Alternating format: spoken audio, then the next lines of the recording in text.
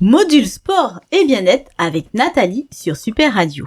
Je veux pratiquer une activité en mer. Je fais comment, Nathalie?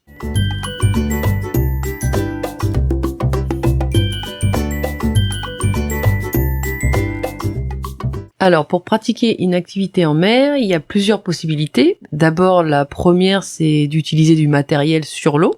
Donc, je peux utiliser soit du matériel avec de la voile pour me propulser, donc comme planche à voile, obicat, etc., voilier, ou alors du matériel avec des rames, comme le kayak, par exemple, ou le paddle.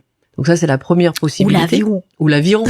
Ou l'avion, évidemment. Ou alors, je peux utiliser du petit matériel comme des palmes, par exemple. Donc, je peux faire de la nage avec palme, monopalme ou bipalme, avec un tuba. Je peux nager sans matériel, donc sans, ne serait-ce que sans masque, sans lunettes, etc. Juste nager, toujours avec une bouée, par contre, pour me signaler.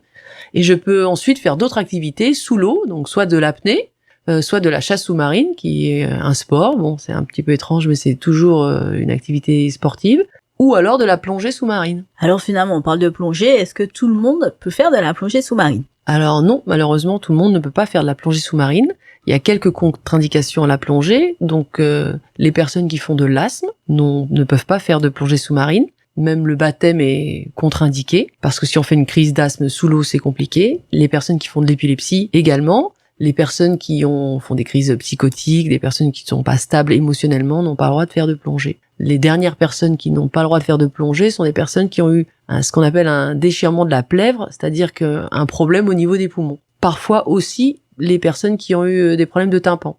Parfois, les ORL leur déconseillent de faire de la plongée. Bien que le tympan soit cicatrisé, souvent par précaution, on leur dit que c'est mieux qu'ils ne fassent pas de plongée. Mais c'est pas une contre-indication vraiment stricte. Mais c'est quand même dommage, il y a quand même beaucoup de contraintes à faire de la plongée. Pourquoi? Parce que le matériel est spécifique, ça met en place beaucoup de paramètres au niveau du corps. Alors, il y a beaucoup de contraintes dues à la pression. Donc, au niveau des tympans, c'est ça, c'est-à-dire comme quand on prend l'avion, en fait, on ressent la pression dans l'avion.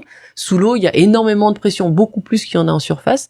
Et donc, c'est ces phénomènes de pression qui génèrent la plupart de ces contre-indications.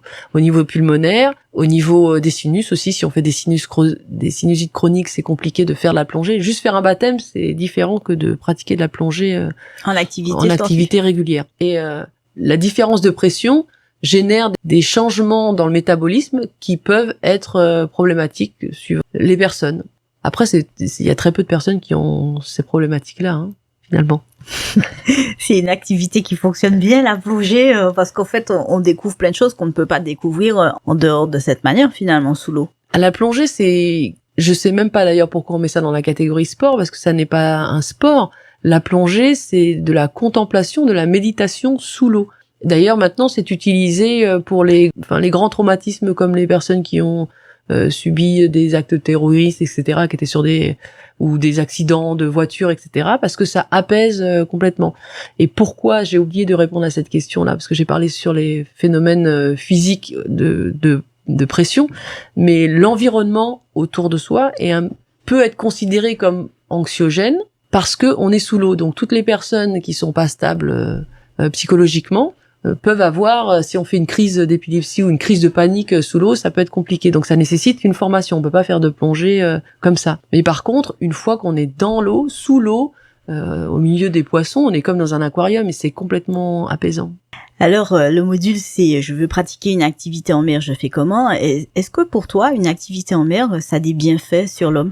Je pense que on était dans un liquide amniotique avant d'être sur cette planète. Je pense qu'il y a peu de gens qui vont dire que d'être dans l'eau, c'est désagréable. Alors après, c'est une affaire de température. Il y a des gens qui préfèrent que ce soit chaud, froid, etc. Ça, c'est chacun. Mais une fois qu'on est dans l'eau, on est toujours apaisé. Le l'iode, ici, parce que nous, c'est quand même de l'eau de mer, donc c'est très très bon pour les problèmes de santé, les problèmes de sinusite chronique, les gens qui ont des problèmes aussi au niveau des yeux, les gens qui ont des problèmes d'asthme. C'est vraiment... aller prendre un bain de mer, c'est toujours quelque chose de ravigorant, quoi qu'il arrive, qu'on fasse sous l'eau, sur l'eau, ou sur un avion. Oui, tout à fait. Quand on fait de l'aviron, c'est trop top. Et en termes de sécurité en mer, aujourd'hui, on voit, c'est vrai qu'il y a énormément de bateaux, énormément de va-et-vient sur l'eau. L'aspect sécuritaire, c'est quand même important. Je pense que c'est important. Alors pour les personnes qui sont seules dans l'eau, il faut toujours avoir une bouée, qu'on fasse de l'apnée, de la chasse ou de la plongée. Si on n'est pas sous un bateau de plongée avec le pavillon, il faut plonger avec une bouée. Sinon, lorsqu'on apprend, ça serait bien d'avoir quelques modules, même lorsqu'on fait du kayak ou de l'aviron et qu'on peut faire ça sans professionnel, d'avoir quelques notions de code maritime pour savoir qui est prioritaire. Là, les voiliers sont prioritaires par rapport aux bateaux à moteur, etc. Donc, normalement, toutes les personnes qui ont passé un permis bateau, quel qu'il soit, sont censées connaître cette réglementation, et c'est franchement pas souvent respecté. On n'a pas beaucoup de bateaux qui restent toujours à une distance de 300 mètres de la côte. Donc, il faut être vigilant quand on fait une activité en mer, quelle qu'elle soit. Faut toujours être visible, du coup. Il faut toujours être visible, et même quand on est visible, on risque des accidents. On risque des accidents, donc il faut pas hésiter à parler. Quand on entend le bruit d'un moteur, il faut pas se dire que c'est sûr que la personne nous a vus, parce que c'est pas forcément le cas.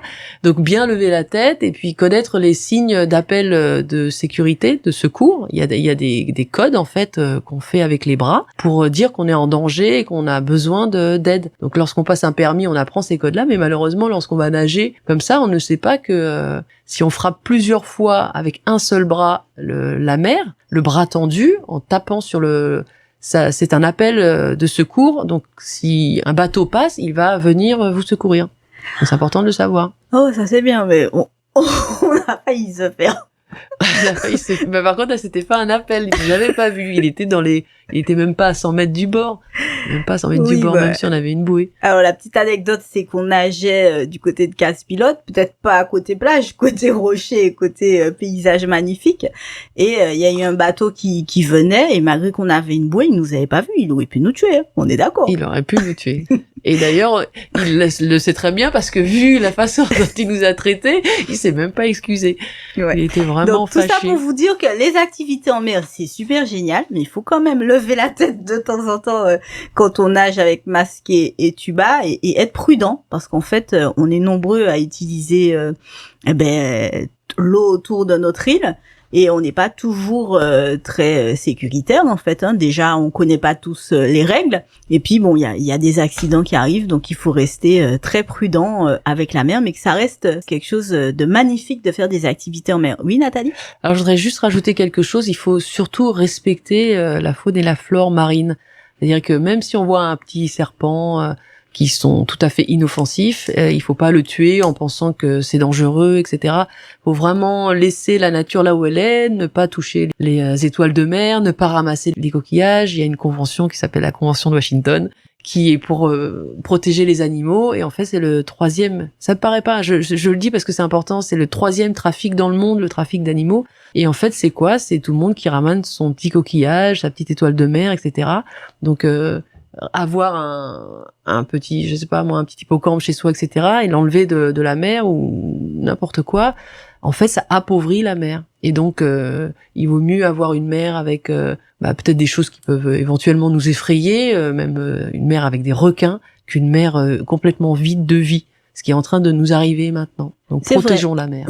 On a vu aussi la différence, le confinement a fait beaucoup de bien à la mer parce que les couleurs sont revenues, ça c'est super important. Et c'est vrai que veille de vacances, il faut rappeler aux gens d'arrêter de mettre des bouteilles en plastique dans l'eau, de lâcher n'importe quoi dans l'eau, et puis de respecter la nature, parce que la mer, c'est vraiment magnifique, mais c'est à respecter. Je suis bien d'accord avec toi. Vous êtes sur Super Radio dans le module sport et bien-être avec Nathalie. Donc si jamais vous avez des idées à nous proposer, n'hésitez pas à nous joindre au 05 96 76 27 27.